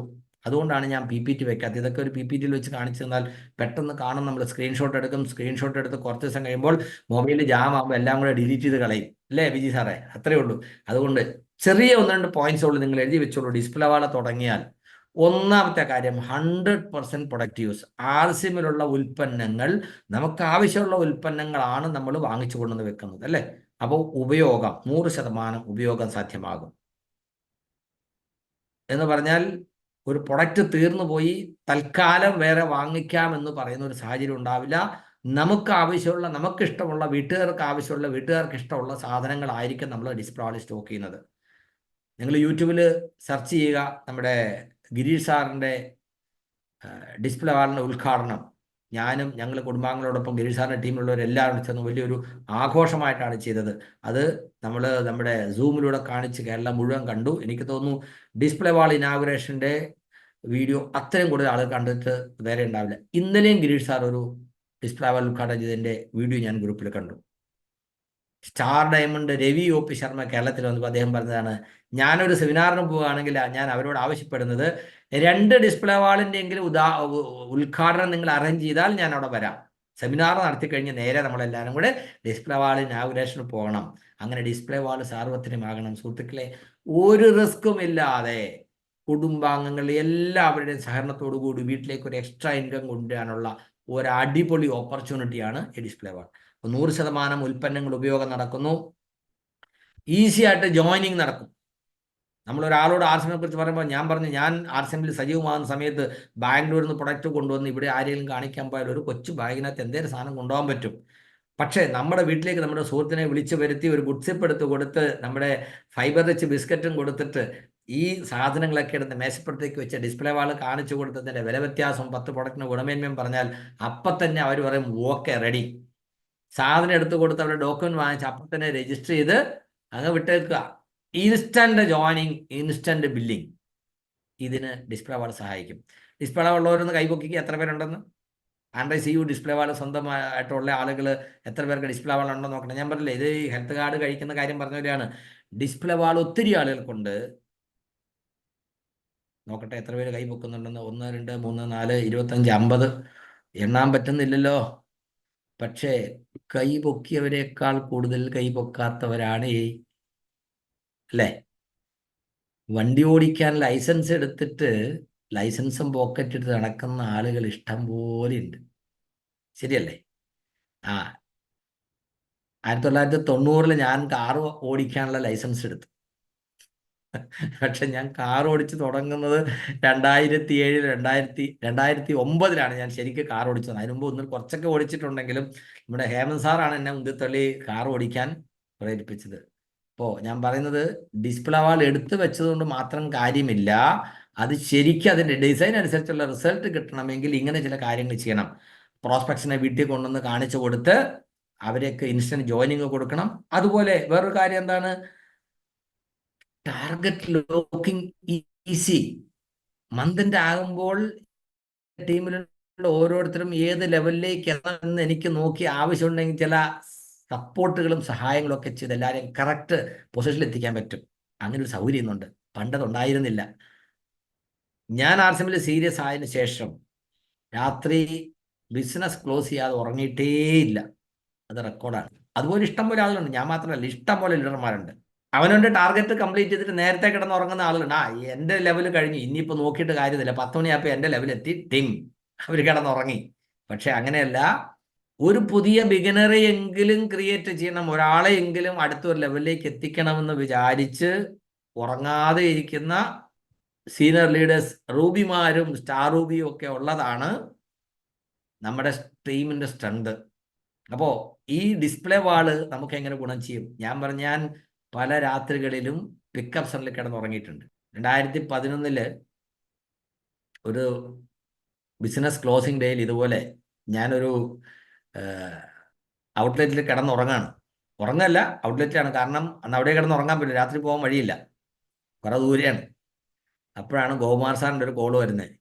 അന്ന് വാട്ടർ പ്യൂരിഫയർ ഉണ്ട്, ഒരു 3 വാട്ടർ പ്യൂരിഫയർ കിട്ടുമോ? എന്തിനാണ്? ഇതുപോലെ ചെറിയ ടാർഗറ്റ് അച്ചീവ് ചെയ്യാൻ വേണ്ടിയാണ്. എവിടുന്നാ? ബാംഗ്ലൂരിൽ നിന്നാണ്. അവിടെ എങ്ങും കിട്ടാനില്ലാതെ കേരളത്തിൽ വാട്ടർ പ്യൂരിഫയർ ഉണ്ടോയെന്ന് 3 ഷോപ്പിൽ നിന്നായിട്ട് ആ പാതിരാത്രി 12 മണിക്ക് തൊട്ട് മുമ്പ് 3 വാട്ടർ പ്യൂരിഫയർ ബില്ല് ചെയ്തു. അതുകൊണ്ട് അവിടെ ധാരാളം പുതിയ അച്ചീവ്മെൻറ്റുകൾ വരാനിടയായി. എന്നിട്ട് 2 പേര് അവിടെ നിന്ന് വന്ന് ഈ വാട്ടർ പ്യൂരിഫയർ കൊണ്ടുപോയി. ഞാൻ പറഞ്ഞത്, അന്നൊക്കെ ഒരു ടാർഗറ്റ് അച്ചീവ് ചെയ്യണമെങ്കിൽ എന്ത് പ്രയാസമായിരുന്നു. ഇന്നൊരു ഡിസ്പ്ലേ വാൾ ഉണ്ടെങ്കിൽ നിങ്ങൾക്ക് നോക്കിയിരുന്ന് നിങ്ങളുടെ ടീമിലുള്ള ഓരോരുത്തരുടെ അച്ചീവ്മെൻറ്റിൽ കറക്റ്റ് ചെയ്ത് ലോക്ക് ചെയ്യാൻ അത് സഹായിക്കും. നിങ്ങൾ ആളുകളെ സഹായിക്കാൻ, അത് ദുരുപയോഗം ചെയ്യുന്ന ആളുകളുണ്ട് കേട്ടോ. ദുരുപയോഗം ചെയ്യാൻ വേണ്ടിയല്ല, ഡിസ്പ്ലേ വാളിൽ ലക്ഷക്കണക്കിന് രൂപയുടെ സ്റ്റോക്ക് വെച്ചിട്ടുണ്ട് ചില ആളുകൾ, ബില്ല് അടിക്കാതെ വെച്ചിരിക്കുകയാണ്. എന്തിനു വേണ്ടിയാണ്, എന്തിനു വേണ്ടിയാണെന്ന് അവർക്കും അറിയത്തില്ല. ഈ ഡിസ്പ്ലേ വാളിൽ ഇരിക്കുന്ന സാധനം 10,000 PV വീതം അല്ലെങ്കിൽ 5,000 PV വീതം റെഗുലറായിട്ട് ബില്ല് ചെയ്താൽ കൺസിസ്റ്റൻസിയിൽ കിട്ടുന്ന ബെനിഫിറ്റും ബോണസും ഒക്കെ വെച്ച് ആ കിട്ടുന്ന പൈസ കൊണ്ട് വീണ്ടും പ്രൊഡക്റ്റ് വാങ്ങി സെയിൽ ചെയ്ത് ഉപയോഗിച്ച് ആ വരുമാനത്തെ മൾട്ടിപ്ലൈ ചെയ്യാൻ പറ്റും. പക്ഷേ അത് ഡെഡ് മണി ആയിട്ട് അവിടെ ഇരിക്കുക, ഡിസ്പ്ലേ വാളിൽ ഇരിക്കുന്നുണ്ട്. ആര് പറഞ്ഞിട്ടാണ് അവരങ്ങനെ ചെയ്യുന്നത് എനിക്കറിയില്ല. കാരണം ഈ മാത്തമാറ്റിക്സ് ഉണ്ടല്ലോ, ആളുകൾക്ക് മനസ്സിലാക്കാൻ പ്രയാസമാണ്, പറഞ്ഞു കൊടുക്കാനും പ്രയാസമാണ്. അതുകൊണ്ട് തന്നെ കണക്ക് പറയുമ്പോഴേക്ക് ആളുകൾ സ്ഥലം വിടും. ഈ കണക്കറിയത്തില്ലാത്തതുകൊണ്ട് കാണിക്കുന്ന ചെറിയൊരു മണ്ടത്തരമാണ് ഡിസ്പ്ലേ വാളിൽ ഇങ്ങനെ കണ്ടമാനം ഈ സാധനം സ്റ്റോക്ക് ചെയ്യുന്നത്. അപ്പോൾ അങ്ങനെ സ്റ്റോക്ക് ചെയ്യാൻ വേണ്ടിയല്ല, ഇതിനെ പ്രയോജനകരമായി ഉപയോഗിക്കാൻ വേണ്ടിയാണ് ഡിസ്പ്ലേ വാൾ. അപ്പോൾ അതിൻ്റെ പർപ്പസ് മനസ്സിലായല്ലോ. പിന്നെ very easy to introduce to new prospects, അല്ലേ? പുതിയ ആളുകൾക്ക് നമുക്ക് വളരെ എളുപ്പത്തിൽ ഇത് കാണിച്ചു കൊടുക്കാം. യെസ്, US ചാനലിൽ ഇന്ന് ഗിരീഷ് സാറിൻ്റെ പ്രോഗ്രാം ഉണ്ടായിരുന്നു, അതിൽ നിങ്ങൾ കണ്ടിട്ടുണ്ടാവും, അദ്ദേഹം കാണിച്ചിട്ടുണ്ടെന്നാണ് പറഞ്ഞത്. അപ്പോൾ ഒരു ഡിസ്പ്ലേ വാൾ കൊണ്ടുള്ള ഗുണം എന്താണ്?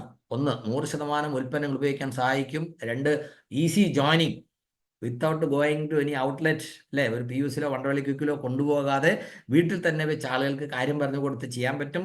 സ്പോട്ട് ബില്ലിംഗ്, ഇപ്പോൾ ഞാൻ ധാരാളം യാത്ര ചെയ്യുന്ന ആളാണ്. ചില PUCകളിൽ ചില സാധനങ്ങൾ കിട്ടിയെന്ന് വരില്ല. എൻ്റെ വീടിനടുത്തുള്ള എൻ്റെ ടീമിലെ അസോസിയേറ്റ് ബയേഴ്സിന് വേണ്ട ചില സാധനം ഞാൻ വേറൊരു PUCയിൽ നിന്ന് വാങ്ങിക്കുകയാണെങ്കിൽ അപ്പം തന്നെ എൻ്റെ ഡിസ്പ്ലേ വാളിലേക്ക് ബില്ല് ചെയ്ത് ഇവിടെ കൊണ്ടുവരും. ഞാൻ എൻ്റെ സുഹൃത്തിനെ വിളിച്ചു പറയുന്നു, പ്രാശാവല ഞാൻ കൊണ്ടുവന്നിട്ടുണ്ടോ, അദ്ദേഹം വരുന്നു, അദ്ദേഹത്തിൻ്റെ പേരിൽ ഞാൻ ബില്ല് ചെയ്ത് കൊടുക്കുന്നു.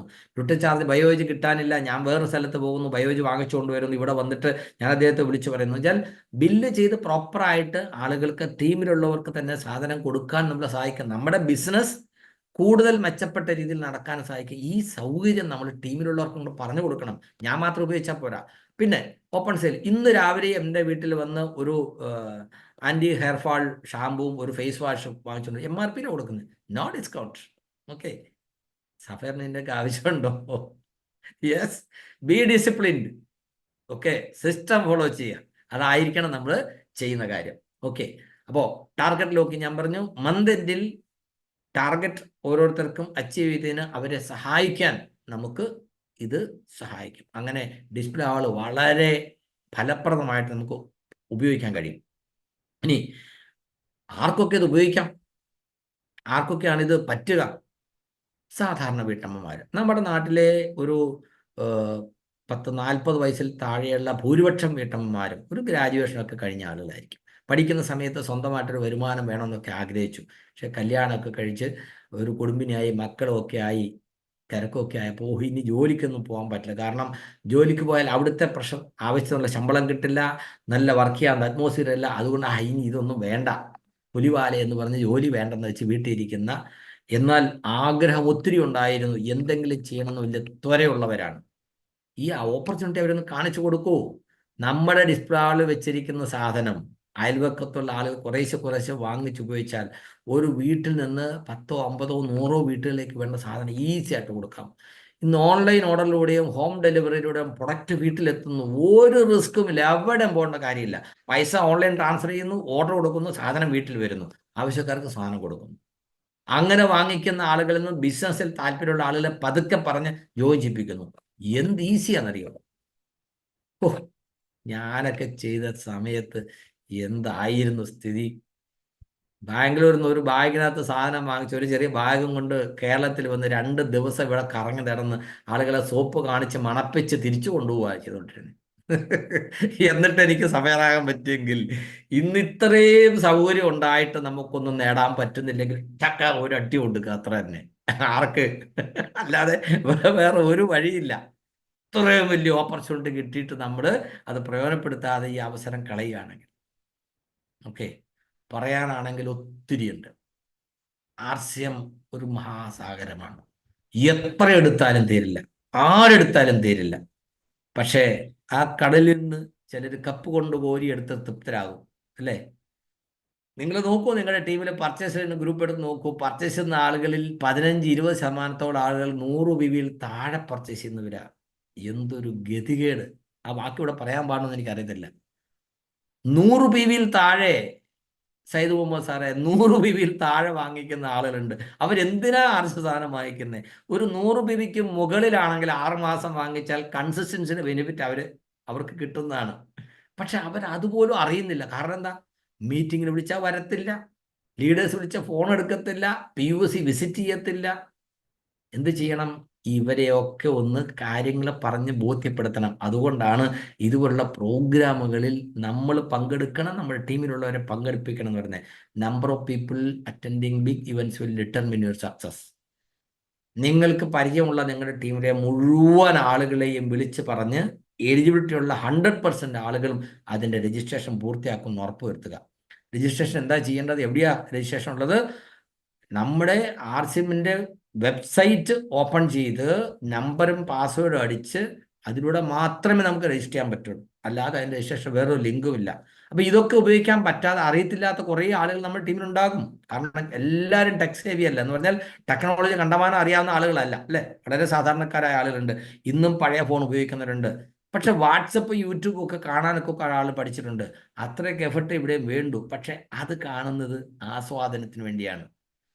സ്വന്തം ആസ്വാദനത്തിന് വേണ്ടി ആളുകൾ എന്ത് ചെയ്യാനും തയ്യാറാണ്. പക്ഷേ ആർസിഎമ്മിലും ആസ്വദിക്കാമെന്ന് അവർക്കറിയില്ലല്ലോ. ആർസിഎമ്മിൽ വന്നാലേ പറ്റുള്ളൂ.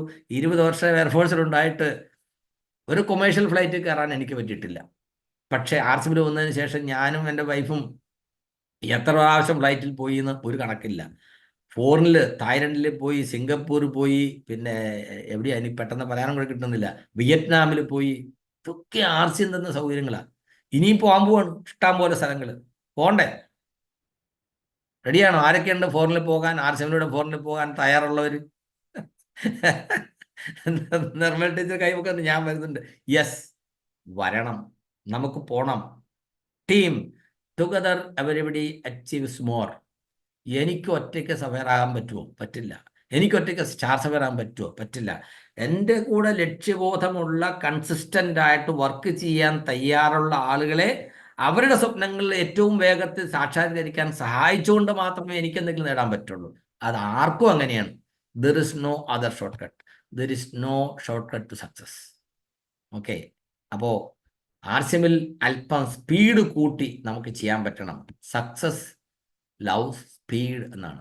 വിജയത്തിന് വേഗതയാണ് ഇഷ്ടം. പതുക്കെ ഇരുന്നിട്ട് കാര്യമില്ല. കണ്ടില്ലേ? ആർസിഎം ഒരു മഹാസാഗരമാണ്, എത്ര എടുത്താലും തീരില്ല. പക്ഷേ എനിക്കെന്ത് വേണമെന്ന് നാം ഓരോരുത്തരും തീരുമാനിക്കണം. ഒരു ഹെൽത്ത് കാർഡ്, ഒരു ചായപ്പൊടിയും ആട്ടയും വാങ്ങിച്ചുകൊണ്ട് അങ്ങനെ മതിയോ? അതോ എന്തെങ്കിലും 1-2 പിൻ ലെവലൊക്കെ എത്തിക്കഴിഞ്ഞിട്ട് അവിടെ ചുരുണ്ടുകൂടി ഇരുന്നാൽ മതിയോ? അതല്ല. TCG പറയുന്ന പോലെ ഒരു നല്ല മനുഷ്യനാവുക. ഒരു നല്ല മനുഷ്യൻ എന്ന് പറഞ്ഞാൽ നിങ്ങൾ എന്താണ് ആഗ്രഹിക്കുന്നത്, അല്ലേ? അതിന് ഏറ്റവും എളുപ്പത്തിൽ മനസ്സിലാക്കാനുള്ള ഉദാഹരണമാണ് ബൈബിളിലെ ആ വാചകം. എന്താണ്? മറ്റുള്ളവർ നിങ്ങളോട് എങ്ങനെ പെരുമാറണമെന്ന് നിങ്ങൾ വിചാരിക്കുന്നുവോ അതുപോലെ നിങ്ങൾ മറ്റുള്ളവരോട് പെരുമാറുവിൻ. അതാണ് നല്ല മനുഷ്യൻ എന്ന് പറയുന്നതിന് ഏറ്റവും എളുപ്പത്തിൽ മനസ്സിലാക്കാനുള്ള സെന്റൻസ്. ചാരമ്രാള് ബാബു സാർ പറയും, ബൈബിളിൽ ഇങ്ങനെ പറയുന്നത് ഞാൻ കേട്ടിട്ടുണ്ട്, പക്ഷേ ഇത് യഥാർത്ഥത്തിൽ ചെയ്യുന്നത് ആർസിഎംകാരാണെന്ന് ആർസിഎമ്മിൽ വന്നപ്പോഴാണ് എനിക്ക് മനസ്സിലായത്. യെസ്. അപ്പോൾ നമുക്ക് ഓരോരുത്തർക്കും അങ്ങനെ നല്ല മനുഷ്യരാകാൻ കഴിയണം. നമ്മുടെ കൂടെ വരുന്നവരെ നല്ല മനുഷ്യരാക്കാൻ കഴിയണം. അങ്ങനെ ആർസിഎം എന്ന് പറയുന്ന ഈ നന്മ മാക്സിമം ആളുകളിലേക്ക് എത്തിക്കാൻ പറ്റണം. അതിന് ഏറ്റവും വേഗത്തിൽ അങ്ങനെ ചെയ്യുമ്പോൾ ആർസിഎം ആളുകളിലേക്ക് എത്ര വേഗത്തിൽ പോകുന്നുവോ അത്രയും വേഗത്തിൽ നമുക്ക് കിട്ടുന്ന നേട്ടമാണ് പൈസ. അതാ പറഞ്ഞത്, ഇറ്റ്സ് എ ബൈ പ്രൊഡക്റ്റ്. അതിനുവേണ്ടി നമ്മൾ ചെയ്യുന്നത് ഈ നന്മ ആളുകളിലേക്ക് എത്തിക്കുക എന്നുള്ള ലക്ഷ്യത്തിലാണ്. സ്വാതന്ത്ര്യ ദിനത്തിൽ TCG അവിടെ പതാക ഉയർത്താൻ വേണ്ടി പോകുമ്പോൾ കണ്ടില്ല, അദ്ദേഹത്തിൻ്റെ കൂടെ പട്ടാളക്കാരെ പോലെ മാർച്ച് ചെയ്ത് കുറേ ആളുകൾ പോകുന്നു. ഇന്ന് തുടക്കത്തിൽ നമ്മൾ കണ്ട വീഡിയോ ഒക്കെ നമ്മുടെ മനസ്സിലുണ്ടാവണം. ഓഗസ്റ്റ് 25 നടക്കാൻ പോകുന്ന പ്രോഗ്രാമിൽ വരുന്ന മുഴുവൻ സ്ത്രീകളും ഇത്തരത്തിൽ ആർസിഎം ലോഗോ സാരി, കുത്താമ്പുള്ളി സാരിയൊക്കെ തന്നെ ഉടുത്തു വരണം. വീട്ടിൽ എല്ലാവർക്കും, ആർസിഎം കുടുംബാംഗങ്ങൾക്ക്, സ്ത്രീകൾക്ക് എല്ലാവർക്കും ഒരു സാരിയെങ്കിലും ഇതുണ്ടാവണം. ആർസിഎമ്മിൻ്റെ പരിപാടിക്ക് പോകുമ്പോൾ എല്ലാവരും ആ യൂണിഫോമിൽ തന്നെ പോകണം. അതൊരു സ്പിരിറ്റായിട്ട് മാറ്റണം നമുക്ക്. മനസ്സിലായില്ലേ? കാരണം ഈ ഒരു യൂണിഫോമിറ്റി, ആർസിഎമ്മിൻ്റെ ലോഗോയുടെ മീനിങ് നമുക്ക് ഉൾക്കൊണ്ടുകൊണ്ട് മുമ്പോട്ട് പോകാൻ പറ്റണം. ആർസിഎം ബുദ്ധി കൊണ്ട് ചെയ്യേണ്ടതല്ല, ഹൃദയം കൊണ്ട് ഏറ്റെടുത്ത് ചെയ്യേണ്ടതാണ്. Okay. So wish you all the best. 25-ാം തീയതി നമുക്ക് അഡ്ലക്സിൽ കാണാം. Wish you all the best. Thank you. JRCM.